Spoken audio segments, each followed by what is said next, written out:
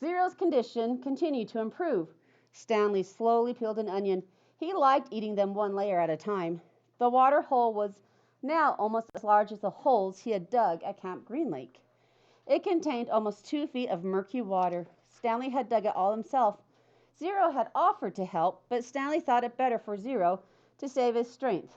It was a lot harder to dig in the water than it was in the dry lake. Stanley was surprised that he himself hadn't gotten sick, either from the sploosh, the dirty water, or from living on onions. He used to get sick quite a lot back at home. Both boys were barefoot. They had washed their socks. All their clothes were very dirty, but their socks were definitely the worst. They didn't dip their socks into the hole, afraid to contaminate the water. Instead, they filled jars and poured the water over their dirty socks. I didn't go to the homeless shelter very often, Zero said. Just if the weather was really bad, I'd have to find someone to pretend to be my mom. If I'd gone by myself, they would have asked me a bunch of questions. If they found out I didn't have a mom, they would have made me a ward of the state.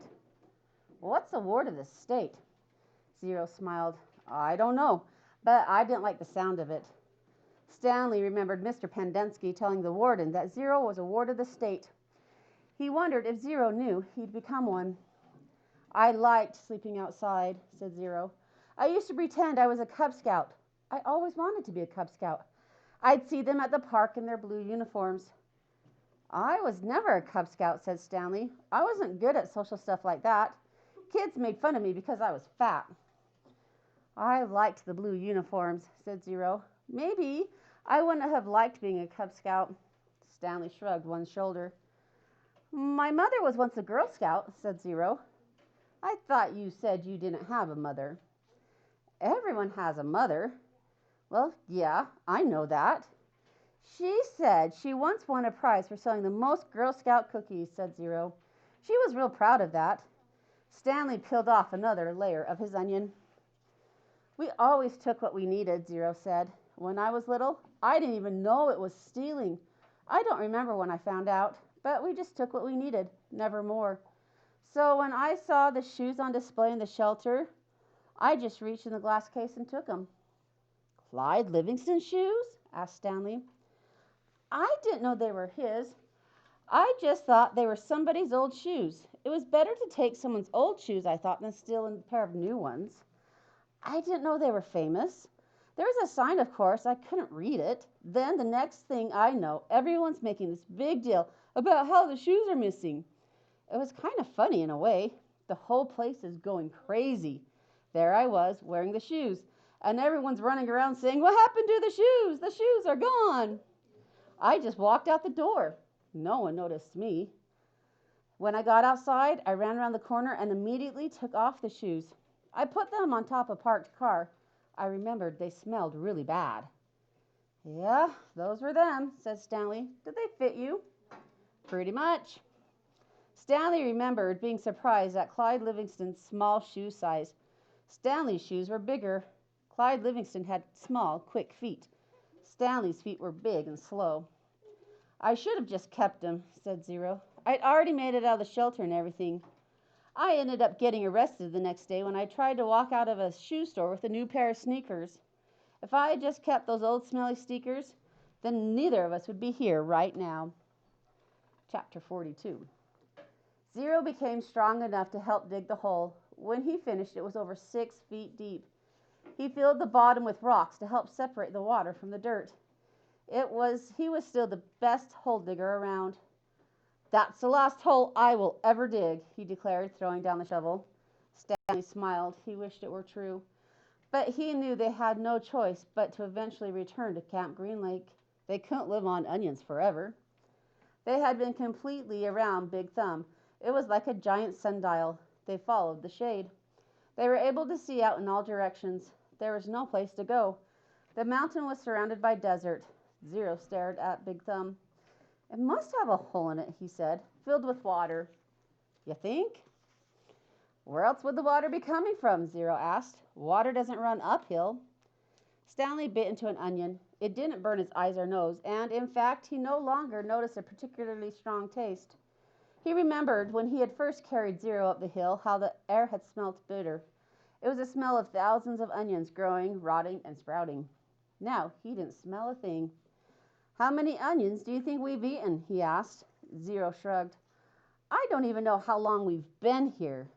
I'd say about a week, said Stanley.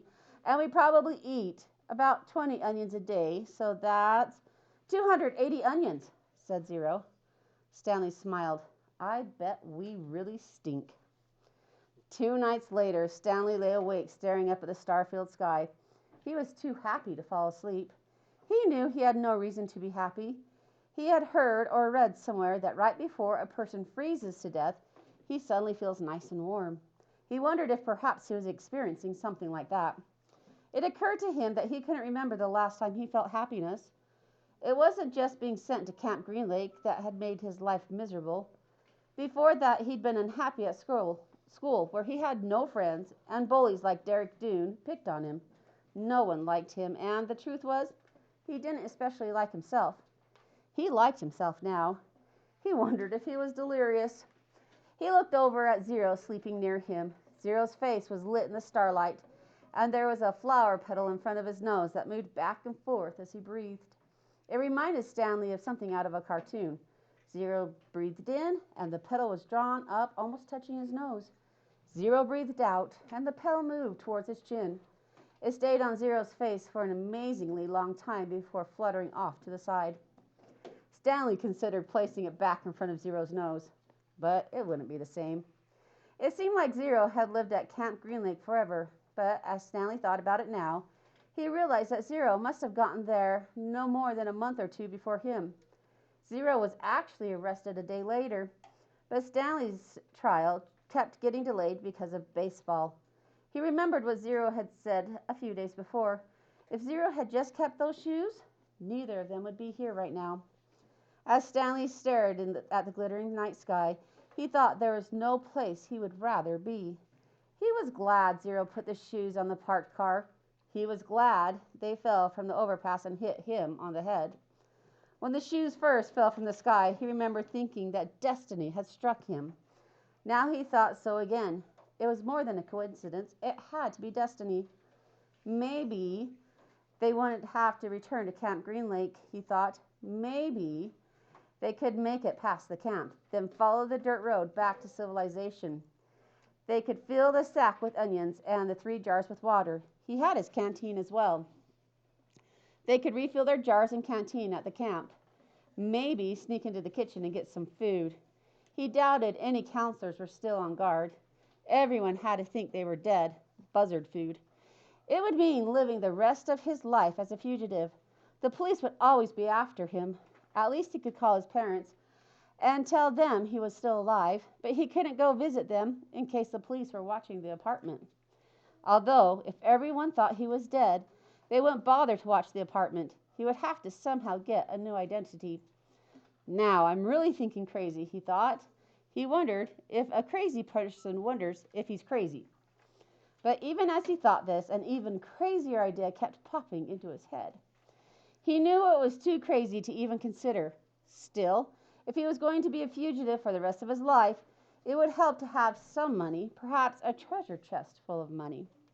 You're crazy, he told himself. Besides, just because he found a lipstick container with KB on it didn't mean there's treasure buried there. It was crazy. It was all part of his crazy feeling of happiness. Or maybe it was destiny.